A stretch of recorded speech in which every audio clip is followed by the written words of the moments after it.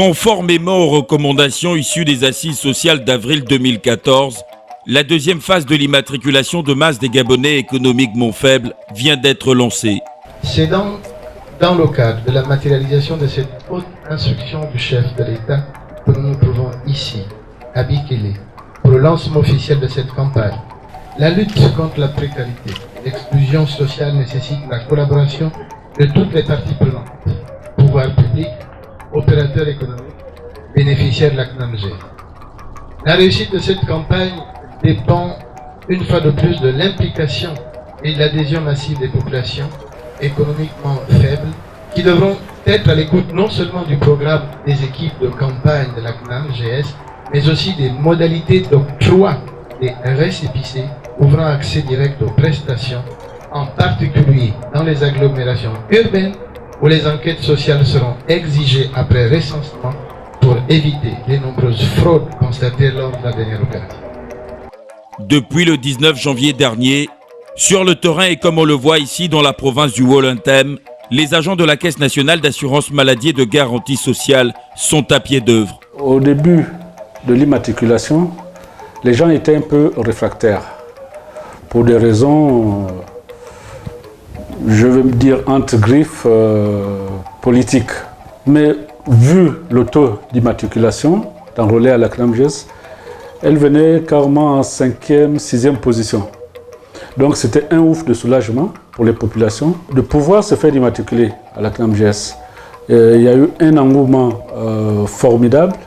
Ça s'est plutôt bien passé. Aujourd'hui, nous sommes à 12 000 immatriculés dans la province. En clair, il s'agit de parachever la prise en charge des populations les plus fragiles. Dans la province de Logoué-Ivindo, à la commune de Boué par exemple, les agents de la CNAMGS installent tout le dispositif d'enrôlement.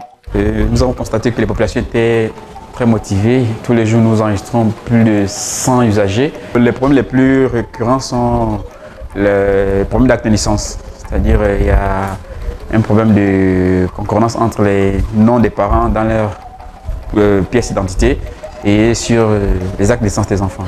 Les équipes fixes et mobiles de la CNAMGS sont actuellement déployées dans 3 provinces. Le Wollentem, le Goué-Ivindo et l'Estuaire. Quand l'annonce est arrivée la semaine passée, j'ai décidé de venir faire ça. La maladie n'avertit pas. Elle n'avertit pas. Quand elle vient, c'est à cette occasion qu'on ressent l'importance de la CNAMGS.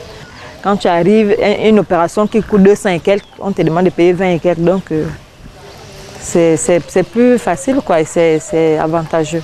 Quand j'ai fait tous les examens, c'est là que le docteur m'a envoyé à la NAMGS qui est au Como là. C'est là-bas que j'ai su que la NAMGS existe. On fait ça maintenant là, puisque les gens ne savaient pas. C'était déjà venu depuis longtemps. Ça doit être pour tout un chacun acquis, hein, la CNAMGS au Gabon. C'est un acquis qu'il faut d'abord s'octroyer, d'abord pour sa santé, et certainement pour autre chose après, je ne sais pas trop. Quand une affaire arrive, les gens négligent. Et qu'après de là, ça va revenir, que tout le monde va faire ça. Hein? Là où on est maintenant, là, c'est en retard. On devait faire ça depuis longtemps. Si l'État a pensé à nous par le biais de la CNAMGS, ça nous fait vraiment du bien. Depuis qu'ils ont commencé, qu'ils se sont implantés au Gabon, on voit du soulagement au niveau des hôpitaux et tout ça. En tout cas, vraiment, l'action est louable. Je suis très content. Nous sommes des villageois. Vous venez de village en village venir nous aider et nous sommes très contents. Le président, il n'a qu'à continuer son travail comme il a commencé. Qui ne retourne plus en arrière. Il a commencé à nous aider et il continue à faire ce travail. Libreville, la capitale gabonaise, regorge les sites les plus importants. Le découpage administratif oblige une organisation spécifique. Mettez un nom sur une liste, jusqu'à 150 personnes par jour. Ensuite, on donne des numéros par rapport à ça et ça suit. L'usager vient, l'usager est reçu. Première étape, dossier physique, on remplit l'état civil de la personne et vous avez derrière vous les données biométriques, à savoir une photo et des empreintes. Ensuite, on établit un coupon, un reçu d'immatriculation pour dire qui vous permet de revenir chercher votre carte après l'enquête sociale. Parce qu'après ça, il y a une enquête sociale qui suivra.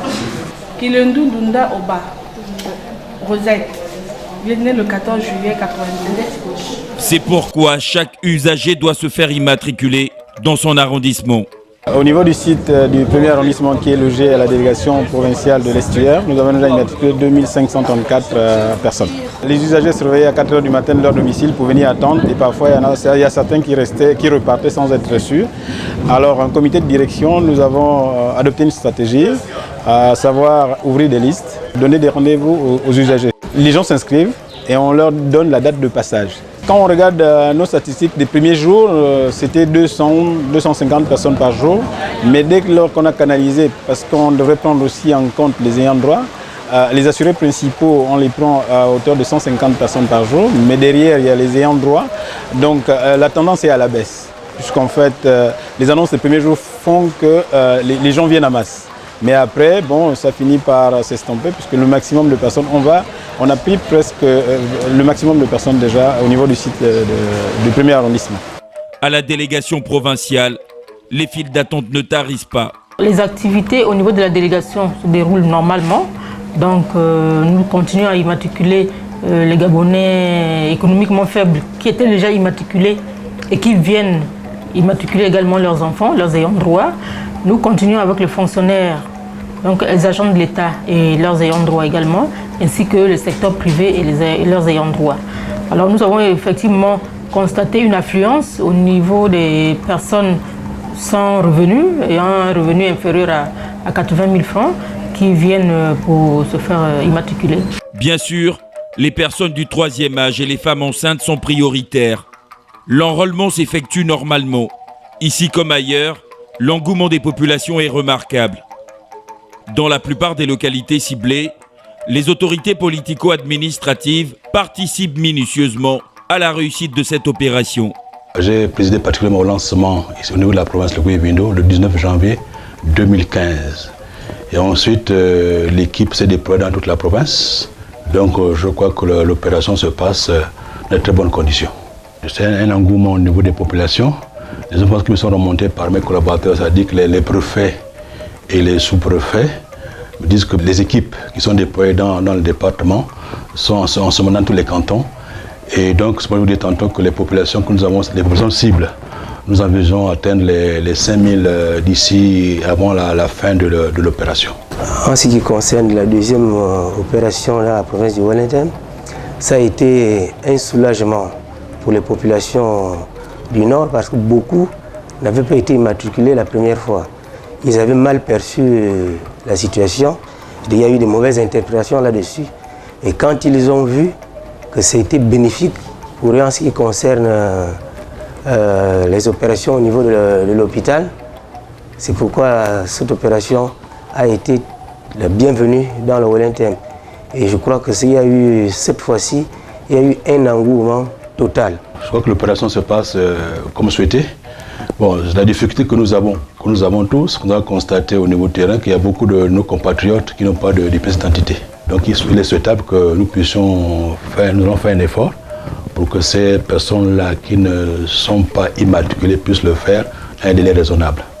Et en ce qui concerne encore cette opération d'immatriculation, il serait souhaitable, par rapport à l'engouement qu'il y a eu, si on peut encore demander aux hautes autorités de pouvoir prolonger la situation parce que certains citoyens avaient des problèmes d'état civil pour se faire immatriculer.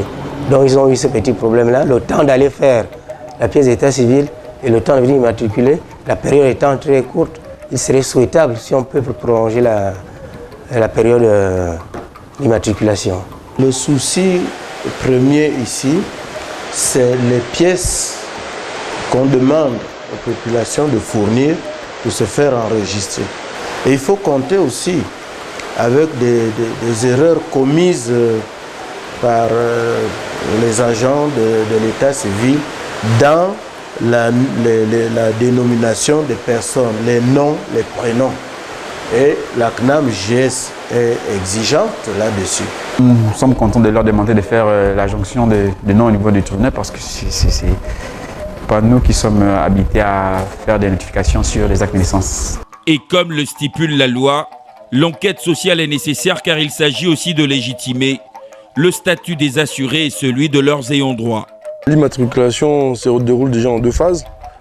La première phase est d'abord l'enrôlement de l'usager. Donc l'usager arrive sur le terrain et nous l'enrôlons. Et la deuxième phase consiste à l'enquête sociale.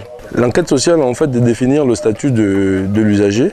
C'est voir comment vit l'usager, quelles sont ses sources de revenus. Nous nous retrouvons en commission pour définir par la suite si réellement la personne bénéficie bel et bien de ce statut.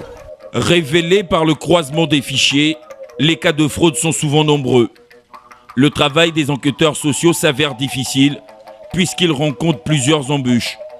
Les difficultés d'accès au domicile des usagers ne facilitent pas les choses, tout au contraire.